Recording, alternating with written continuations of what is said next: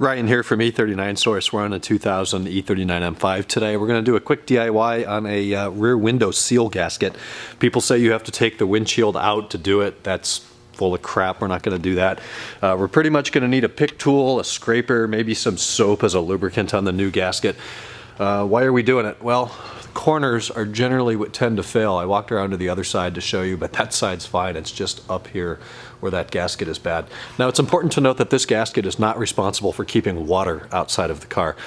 This is just kind of responsible for aerodynamics, keeping debris out of here. The glass itself is adhered to the chassis with a sealant. So if you've got water in there, this seal is not your biggest issue, but it should be replaced just to keep things looking fresh and keep the car quiet on the highway. So we've got a bad corner up here, we've got a bad piece down here. The other side seemed fine though, strangely enough.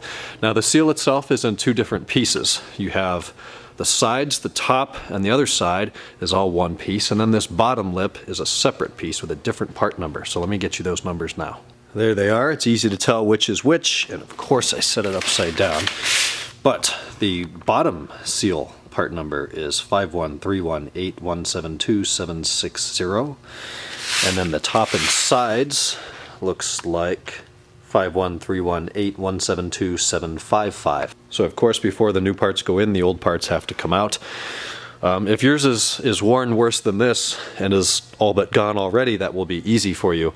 I'm thinking it's probably going to be easiest to do this bottom piece first. So let's pop the trunk. I'm going to get some tools going and we'll see what works to remove this bottom straight seal. So I started right here in this bottom right hand corner. I just used a flathead screwdriver to kind of kick the seal off the glass down a little bit. Then I got some pliers on it very carefully so as you don't slip and run into the paintwork there. Just pull it away from the window. Now we should be able to reach under, grab the trim and the seal and just pull it all the way off. And there it is. Now it's got some metal in there, so it's going to retain its shape. So you can see where I bent it there and then pulled it and the whole thing curved like that. So we'll definitely need to be mindful during installation that we don't bend it. And of course we're going to have to clean all of this up, probably with some solvent and a razor blade, because we want a nice clean seal. To do the rest of the seal, I started on the left side this time, and then just very carefully against the glass. You don't want to put any stress on the corner of this glass. It will chip. But this has a metal, kind of a U-shaped guide in there as well.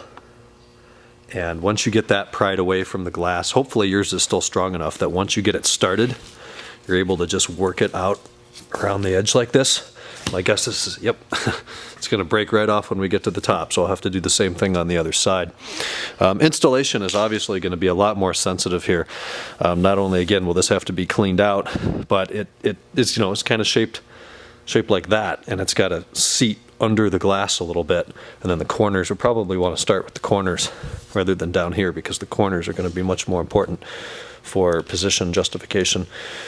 But we'll have to dig all these pieces out of here, maybe use some compressed air or a hose. The top part works the same as the side. Just carefully use needle nose and plastic pry tool maybe over a screwdriver so you don't scratch any paint.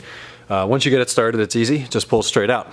Then I just use soapy water and a towel, some light pressure, clean the channel out. It isn't perfect. It doesn't need to be perfect, but clean out any debris.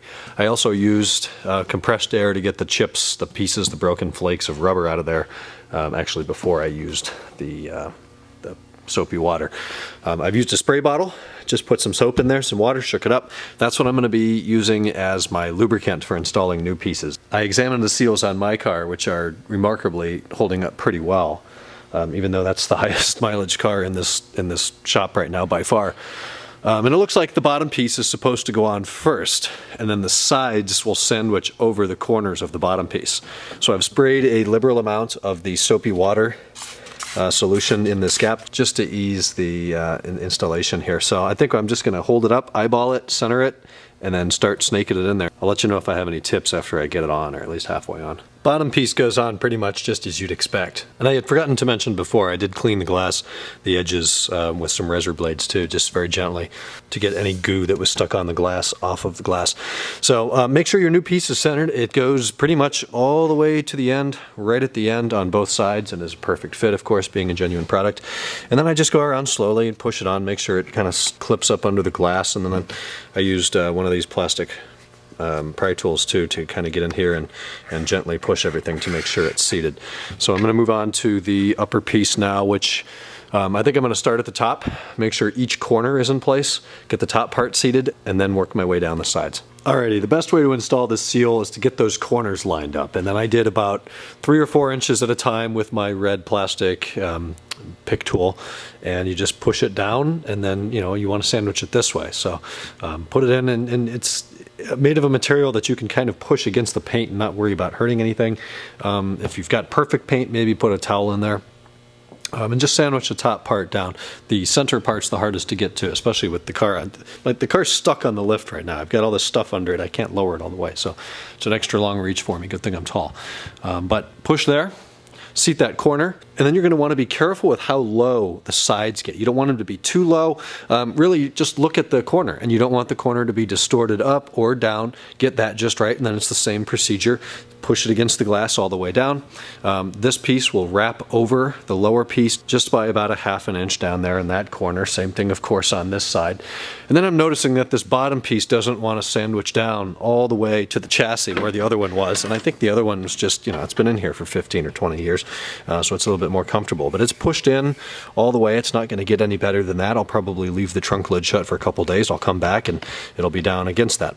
I hear that these things have some adhesive on them, and that you're supposed to park the car in the sun after installation and let that adhesive soften up and then eventually mate to the glass. I don't know if that's the case or not. I tried to look in there. It doesn't look like there's anything on the rubber, but it'd be hard to see if BMW sprayed some clear adhesive in there. But new seal installed, probably about 40 minutes by the time I did a video on it.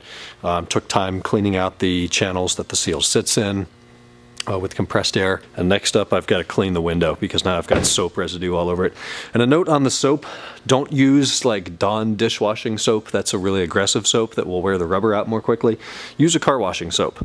Whatever you have for car washing is specifically made to not eat through waxes and would be more gentle on the rubber. So that is a rear windshield seal. The front windshield is more or less the same process. It's not identical. If you've had your windshield replaced before, there's a good chance that they used an aftermarket seal and then too much glue to hold the windshield in, and the seal ended up getting glued in, and then you're going to have to take the windshield out to replace it. So I would save the front seal for windshield replacement, which hopefully is semi-convenient for you. But there we go. Thanks for watching. Leave any comments or questions below. Feel free to email me, Ryan at E39source.com, and I'll talk to you in the next E39 Source video. Take care.